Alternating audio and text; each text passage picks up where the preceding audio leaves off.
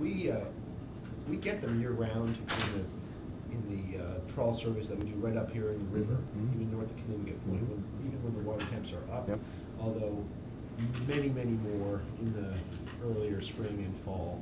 And so the thinking, the sort of classic thinking is that they, after the spawn or once the water temperature really warms up in the late spring, they're going out to Rhode Island Sound. Right, the adults. The sexually mature fish migrate. Yep. The fish that are not sexually mature may not migrate. How far out? The tagging study that we did years ago, we found fish. We had tag returns from as far away as George's Bank. But generally, most of the tag returns, most of the fish from Narragansett Bay would move out to shallow water east of here, south of Martha's Vineyard, Nantucket Shoals, areas like that. Yeah. The consensus is that fish move out of the estuary and they move east, the adults. And the stocks mix out there, so you're seeing a mixed stock of fish out there. You're not seeing. Still, in southern New England, is considered one unit.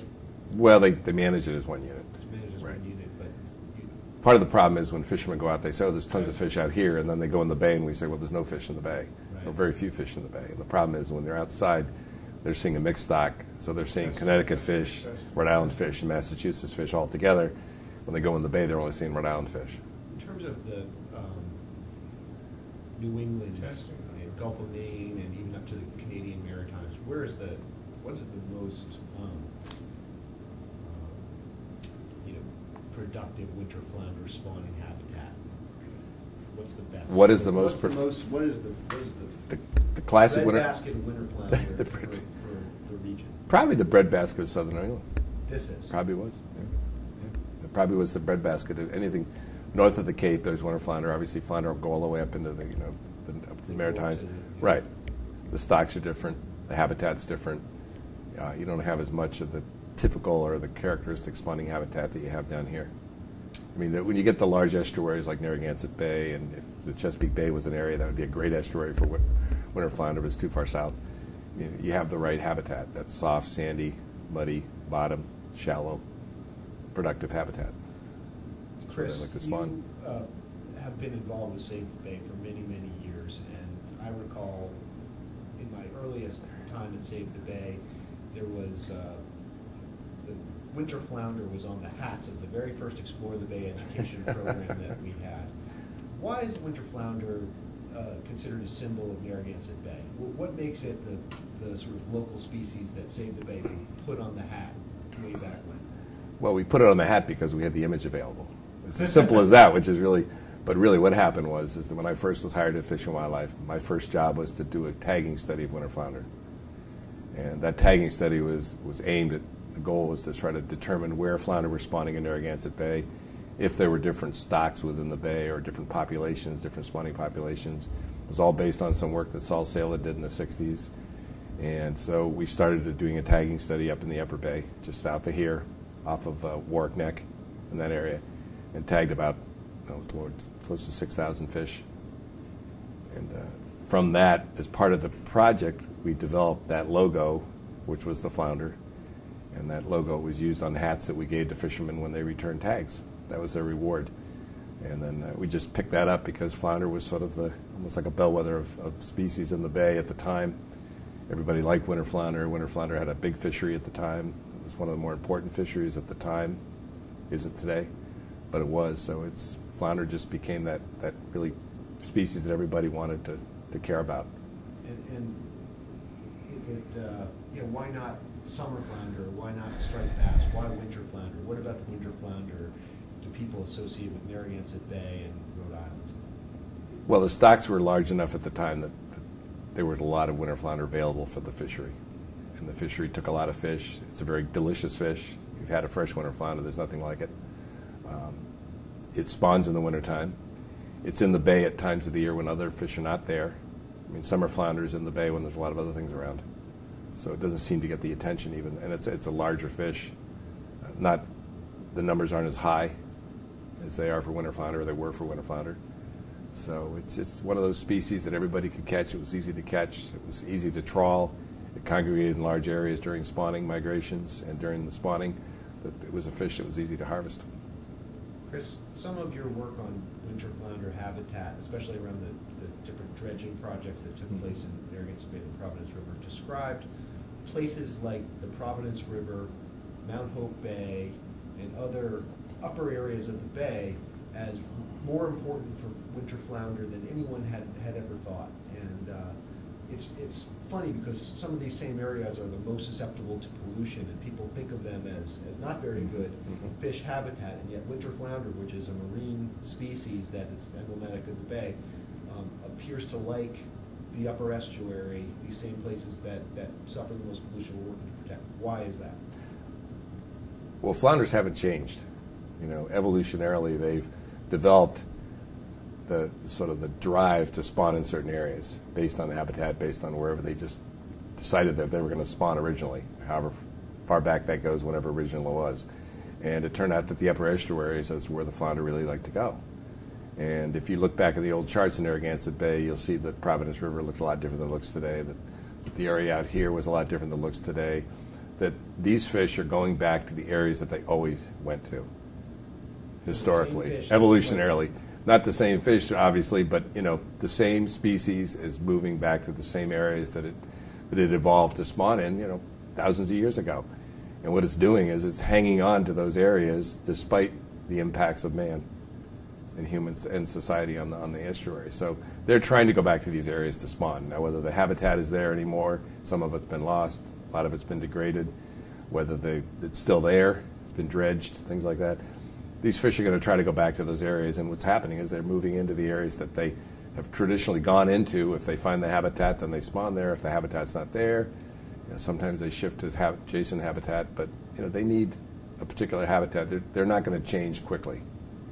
So, you know, people say, well, they spawn in all the heavily polluted areas. Well, that's because they've always spawned in those areas. The pollution came over time, and the fish have either acclimated to it or they haven't. And that may be part of the problem, and it probably is part of the problem with the stocks.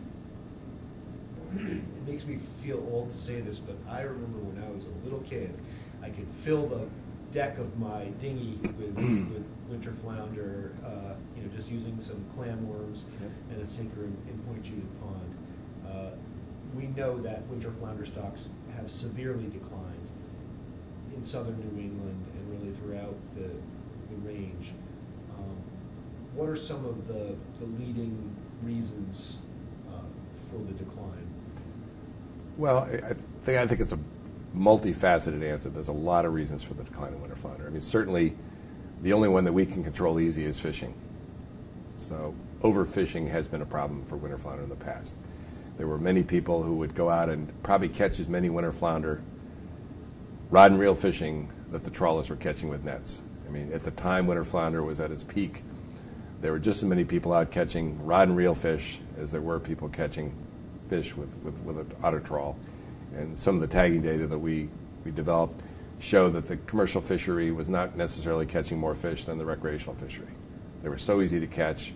You know, I had a story of one guy who was a policeman who, in his off hours, he would take his small boat up into Greenwich Cove or whatever, and he would put 4 or 5, 6 fishing poles over the side, and he'd sit there all day and he'd just catch flounder. More poles than one. He just kept flounder after flounder after flounder. So there was a lot of pressure on him, and I think overfishing was probably a big one. But in addition to that, you've got other factors like water quality, habitat loss, you know, interception of those fish as they're coming into the bay, you know, before they get to the spawning grounds, you know, prohibiting them from getting to those areas just by fishing them. So there's a lot of different reasons why the stocks were down.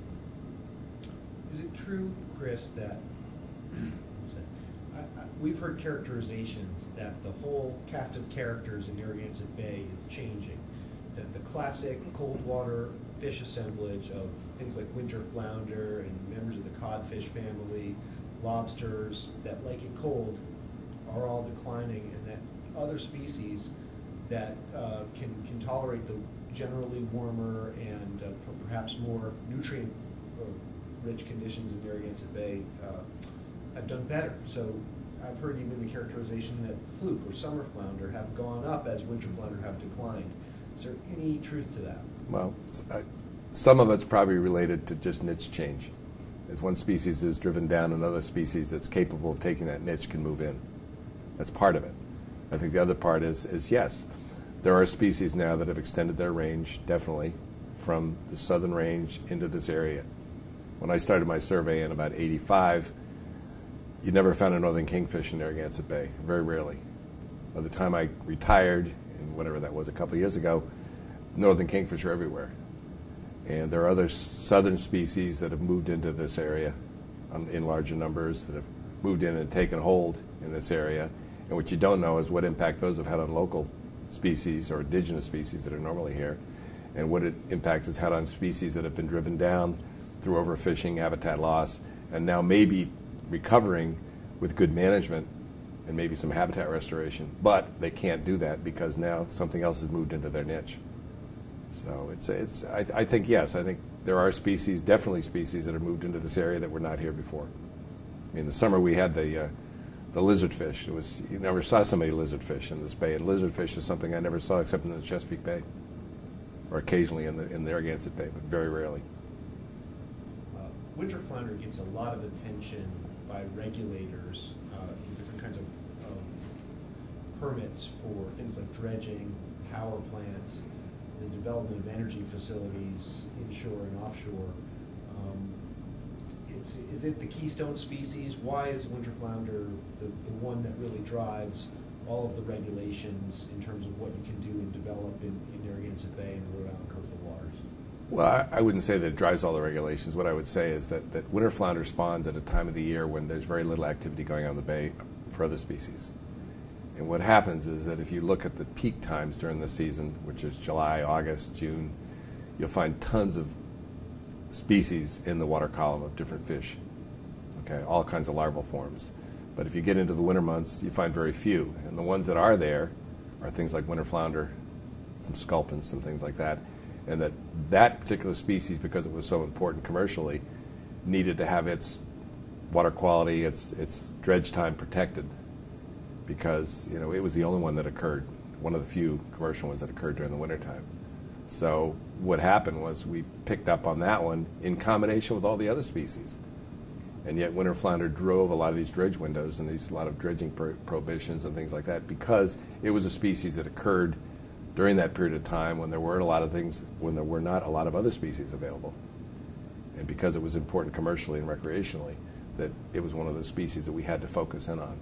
Because if we ignored it, people would say, okay, we just want dredge during the summertime, but we'll do all our dredge in the wintertime. Well, that's when all the winter flounder are in the water column. If you look at the numbers of plankton in the water column, winter flounder in January, February, and March, you'll find high numbers in April. There are a number of proposals out there today that are controversial because of potential winter flounder impacts, none more so than the proposed Weaver Cove LNG site in Mount Hope Bay. That project would destroy and remove 73 acres of winter flounder spawning habitat. Is that a significant amount of acreage? Is this something that we should be concerned about, and is it something that an area we can help? Well, whether winter flounder populations are increasing or decreasing, it doesn't really matter. The point is that there's certain habitat, shallow water habitat, that's important to a lot of species for either spawning or for nursery areas. And when you're up in an area like Mount Hope Bay where you have shallow water habitat, which is characteristically good habitat for a lot of species, whether it be winter flounder or whatever, tautog, anything like that, you find the shallow water habitat where light penetrates, where productivity is high, where protection is good for the young. And that's the kind of habitat you really don't want to lose, because if you start losing that, basically you're chipping away at habitat availability for a species during, in Narragansett Bay, and you don't want to lose any of that kind of shallow water habitat. And unfortunately, that habitat is the habitat where everybody wants to build their dock, where everybody wants to dredge their marina, where now they want to dredge a turning basin in Mount Hope Bay. So, no, you really don't want to lose that kind of habitat, because it does impact the population. There's no question about that. The point is whether the population is there to be impacted. If we have the numbers, if everything was perfect, yes, it would impact the numbers, because there's a certain area that will give you a certain biomass of fish and productivity. So if we want to protect winter flounder and help restore winter flounder populations in Narragansett Bay and the region, where should we focus our effort? I think you want to protect winter flounder, you want to protect the habitat. and the water quality. And that habitat and water quality is not only important for winter flounder, but it's important for a lot of species. It just happens that winter flounder uses it during the wintertime. But if you look in the summer and the spring and the fall, you'll find a lot of species in that same habitat. So if you pull up a juvenile winter flounder or a young of the year winter flounder, you're not only going to find that, you're going to find tautog, you're going to find a lot of other species that are important, both commercially, recreationally, and just ecosystem-wise. Species that have a role in the ecosystem that need to be there. People have pointed to climate change as a driver in the shifting fish stocks and environment in Narragansett Bay. How important is climate change in this, and is there anything we can do to address it? In my opinion, it's very difficult to say how important climate change is, because it's only one factor of many that are probably affecting the species. For example, there are a lot of species that are probably being affected by climate change, whatever that is, whether it's getting warmer, whether it's getting colder. Fish evolve over time to utilize a certain habitat, a certain water quality, a certain temperature regime. And if we change that through our activities quickly, the fish necessarily can't evolve to keep up with those changes. So they will have impacts. But I don't think there's anything we can do about that. And it's a factor that, yes, we need to consider. But we may not have any control over it in the long run. Is bycatch and discards of winter flounder being intercepted in other fisheries still likely a concern? I'm sure it's a concern. I mean, anytime you pull a trawl up, once the net fills with fish or starts to fill with fish, doesn't matter how big the mesh size is, if the fish can't get through the mesh because of other fish are in the way, they're going to be caught. So it's a concern. It's a problem. I guess winter flounder in Narragansett Bay have sort of already reached commercial extinction, meaning that there aren't enough out there to support a fishery. But we know from doing trawls in our Explored Bay program that there are still quite a few winter flounder in the Providence River in Narragansett Bay. Is there a risk of losing the species, or is it really more a matter of losing it as a food fish? I think you're always going to have winter flounder. I mean, my personal opinion is you always have winter flounder, but we have them in a number where they're actually commercially harvestable or sustainable. Who knows whether they're recreationally. People aren't going to put the effort into something they can't catch. If the numbers aren't out there in high enough numbers to make it worthwhile, they're just not going to go after them. And that may help the species recover, providing other factors like climate change, habitat loss are not, having a larger effect on the population, which, who knows? It's a really complex, and I think that this is the reason why a lot of fisheries management is now looking at multi-species management, ecosystem management, getting away from single species management, because you can't manage a single species. It just doesn't work. You have to focus on that when you develop your management, but you have to take into consideration other species that may have interaction with those species. Anything else, team, that you can think of? Team. Good stuff here. Anything else you want to tell us, Chris? No, I think it's just very complex. People don't understand. All you have to do is look at one of Odom's or E.O. Wilson's food webs, at an ecosystem, and you can see how complex things are. There's nothing that's simple, and people that want simple answers to complex problems just aren't going to get them. And politicians want simple answers. Regulators want simple answers. Fishermen want simple answers. There is no simple answer. A system is so complex, and all you have to do is watch any of these nature shows on PBS at night and see how complex things can be, and their reproductive strategies, their whatever. It's just, nature's amazing. We're not going to solve these problems simply unless we try to take care of what's out there, and I think that's the most important thing, that we try to steward it properly and not abuse it. Beautiful. I'm good. Good. Explore the bay. Yeah, well, Chris, thanks. Great.